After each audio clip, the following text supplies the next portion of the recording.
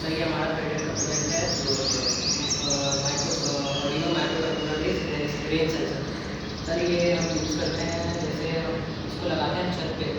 Sir ये हम तब लगाते हैं जब हमें कोई अपने छत पे कोई ऐसी चीज़ रखी हुई है जो कि सेंसिटिव हो ह्यूमिडिटी के लिए। इसको हम लगाते हैं छत पे ऐसे जगह करके, ताकि जब बारिश हो और इस पर पानी गिरे तो ये हमें बीप करके बताए।